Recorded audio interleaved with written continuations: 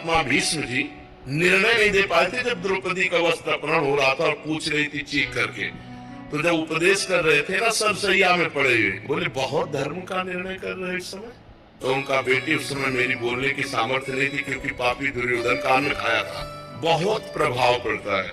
एक परमहंस जी जंगल में एकांतवास करते थे, कभी किसी नगर से भिक्षा नहीं करते थे। एक दिन राजा शिकार खेलने गया तो साष्टांग दंडवत किया, महाराज आखिरकार आप जैसे परमहंस महात्मा यदि गृहस्थों के घर नहीं जाएंगे तो उनका घर पावन कैसे होगा। विनय जोर कर गई और महात्मा जी उनके यहाँ भिक्षा पाने गए। अब भजन में रुचि नहीं, बस राजा का चिंतन, और ये आया कि कब राजा आवे और निमंत्रण दे। 2-3 दिन में राजा फिर आ गए। और वहां महल में प्रसाद पा रहे थे तो देखा रानी के श्रृंगार गृह की तरफ तो एक हार टंगा हुआ था। वो परोसने के लिए लाने के लिए गए, वो हार उठाया झोली में डाल लिया, प्रसाद पाया और जंगल में आ गए।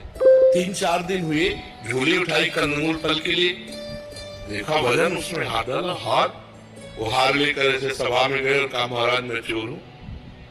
एकांत ले गए तो बोले इसका कारण तू है, राज अन्न पाने से मेरी बुद्धि भ्रष्ट हुई, रजोगुण चढ़ा और मैंने चोरी की। तो अन्न का प्रभाव, संग का प्रभाव, परमाणु आसपास वातावरण का प्रभाव उसके ऊपर पड़ता है जो निरंतर भजन नहीं करता। जिस क्षण सुमिरन भजन छूटा कुसंग का प्रभाव पड़ जाएगा। तो ऐसे हम समाज में रहे, नाम जब न छूटने पावे और आहार शुद्ध रहे तो कोई नहीं बिगाड़ सकता।